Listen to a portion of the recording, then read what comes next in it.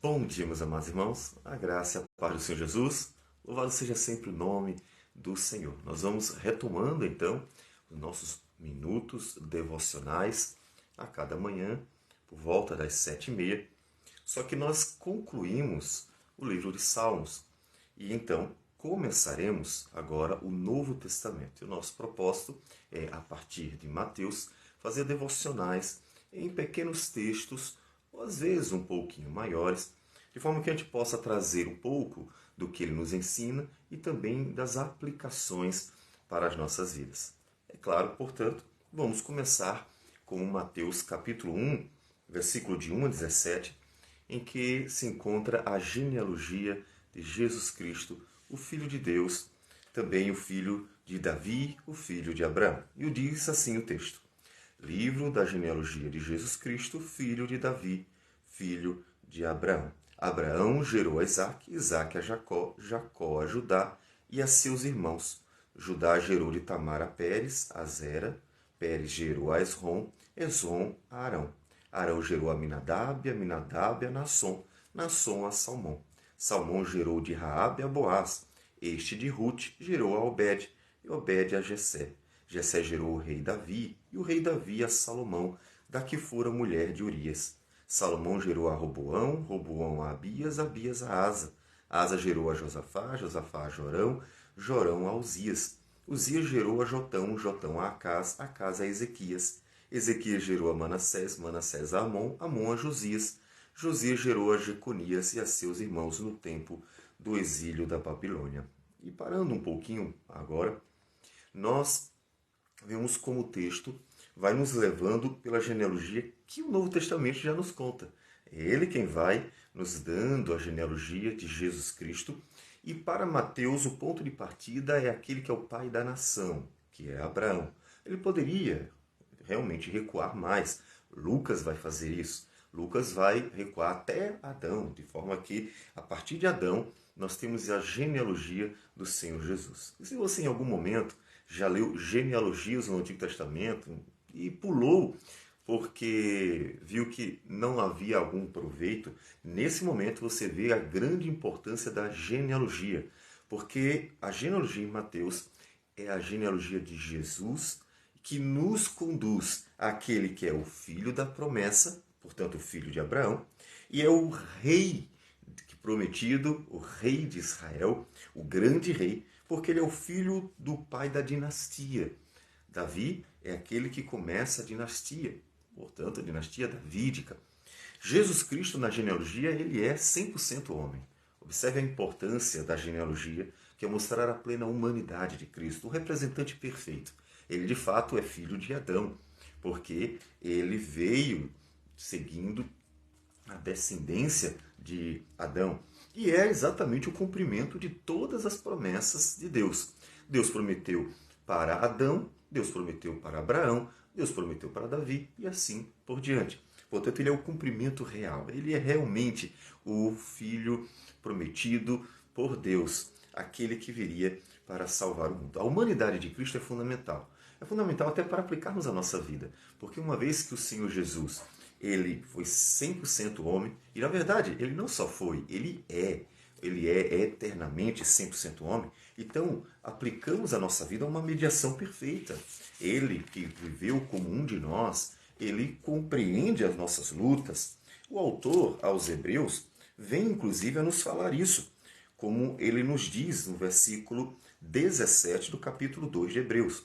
Por isso mesmo, convinha que em todas as coisas se tornasse semelhante aos irmãos, para ser misericordioso e fiel sumo sacerdote nas coisas referentes a Deus, e para fazer propiciação pelos pecados do povo, pois naquilo que ele mesmo sofreu, tendo sido tentado, é poderoso para socorrer os que são tentados. Observe que em Hebreus há uma empatia.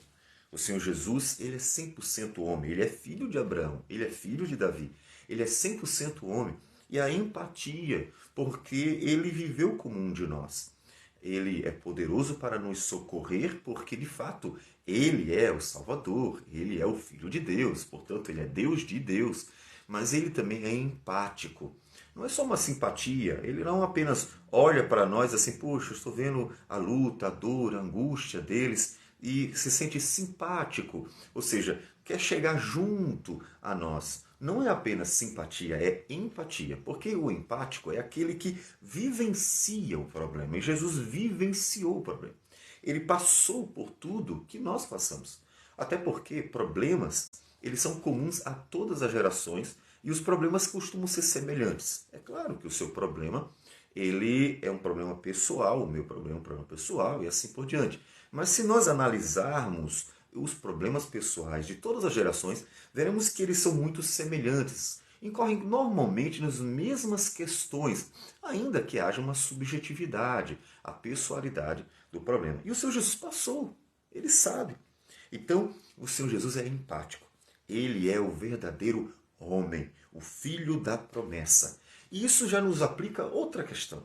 Porque uma vez que ele é o filho prometido a Davi, filho de Davi, ele é o filho prometido a Abraão, filho de Abraão, ele, portanto, é o cumprimento da palavra de Deus. E isso leva ao nosso coração o conforto da certeza de que Deus é fiel. Ele cumpriu a sua palavra. Portanto, assim como o Senhor cumpriu a primeira vez, ele cumprirá a segunda vez, porque ele prometeu que Jesus voltaria para buscar os seus. Ele não nos deixou órfãos, antes nos deu o seu Santo Espírito para estar no meio de sua igreja, a fim de fortalecê-la para a sua jornada e fazê-la perseverar até o fim. Ele nos deu a ceia, que dominicalmente é celebrada como um sacramento confirmatório que fala ao nosso coração, o coração da igreja. Não esqueçam, aquele que veio voltará. Por isso Paulo diz em 1 Coríntios 11, 26, que quando nós tomamos do pão e do cálice, nós anunciamos a vinda e a volta do Senhor Jesus. E assim, vamos confirmando as promessas de Deus em nosso coração. Portanto, o Senhor é fiel. Lembre-se disso. Descanse o coração sempre nele. O mundo é perturbado, o mundo é conturbado por causa do pecado. E apesar de tudo isso, Deus continua fiel. Nada pode abalar o plano do Senhor. Nada pode impedir o agir de Deus. Agindo Deus, quem impedirá? E a genealogia de Jesus nos mostra como Deus foi fiel em cumprir a sua palavra e ele continua sendo fiel. A ponto de Paulo dizer a Timóteo, quando ou ainda que sejamos infiéis, ele permanece fiel, porque ele não pode negar a si mesmo. Mas a genealogia de Jesus também traz algo interessante. As mulheres não costumavam ser contadas na genealogia, apenas os homens. E você vê que, em grande maioria, são homens que estão sendo apresentados na genealogia, inclusive na introdução, filho de Davi, filho de Abraão. Mas, no versículo 3, diz que Judá gerou de Tamar, é apresentada a primeira mulher. Depois, no versículo 5, diz que Salmão gerou de Raabe, a Boaz, este de Ruth, gerou a Obed, mais duas mulheres. E no versículo 6, diz que Jessé gerou ao rei Davi, e o rei Davi a Salomão, da que fora mulher de Urias. 4 mulheres. A genealogia de Jesus possui 4 mulheres. E essas 4 mulheres que são apresentadas aqui, elas manifestam muito a graça divina. Foram um instrumento do Senhor para mostrar a graça divina. Ou seja, a própria genealogia de Jesus já comunica a nós que tudo é graciosamente, que a salvação é graça. Por quê? Tamar concebeu de Judá, tendo ela se vestido de prostituta para que o seu próprio sogro viesse a coabitar com ela e ela ter um filho, porque ele havia negado dar ela ao seu filho mais moço. Portanto, a relação bem conturbada. Em 5, nós temos uma prostituta, Raabe, que concebeu a Boaz, e nós temos Ruth, uma moabita, uma mulher que não era de Israel e que entrou no povo do Senhor. No versículo 6, nós temos aquela com a qual o rei Davi adulterou, a mulher de Urias. 4 mulheres que estão num contexto completamente conturbado. Não é por acaso que elas estão aqui. As outras mulheres poderiam ter aparecido se fosse apenas um objetivo de mostrá-las, porque elas estão num contexto com certeza muito melhor do que essas. Mas essas 4, elas estão na Escritura para revelar a nós a dimensão da graça de Deus. Deus fez questão de deixar na genealogia de seu filho umas marcas nada agradáveis. Eu sei que você se orgulha muito da sua genealogia, caso ela tenha algum status. Os homens procuram alguma coisa gloriosa para que se gloriem. Na genealogia do Filho de Deus, Deus fez questão de fazer o oposto disso.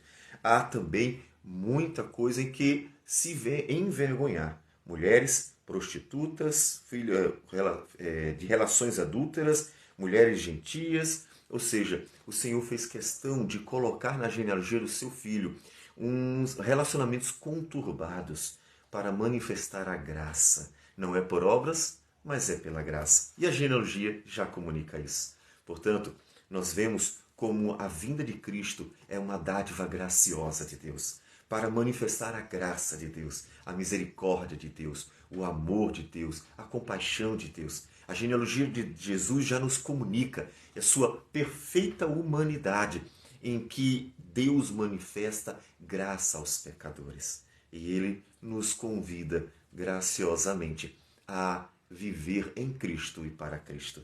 E assim então começamos o Evangelho de Mateus e vamos seguindo com a graça do Senhor por todo ele, nesses minutos devocionais, toda manhã às 7h30. Convidamos você então a participar todos os dias. Vamos orar ao Senhor.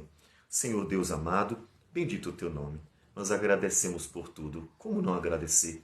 O teu servo, o apóstolo Paulo, diz que teu amor nos constrange, e é de fato constrangedor ver que o teu filho, o Senhor da glória, se humilhou a ponto de nascer numa genealogia tão cheia de marcas negativas. Em vez de escolher para si apenas a glória de status, luxo e coisas semelhantes em que os homens costumam se gloriar, escolheu para si, ó Deus, uma genealogia cheia de defeitos e pecados dos homens, para que o teu nome fosse glorificado na manifestação de tua graça, que superabunda sobre os pecadores.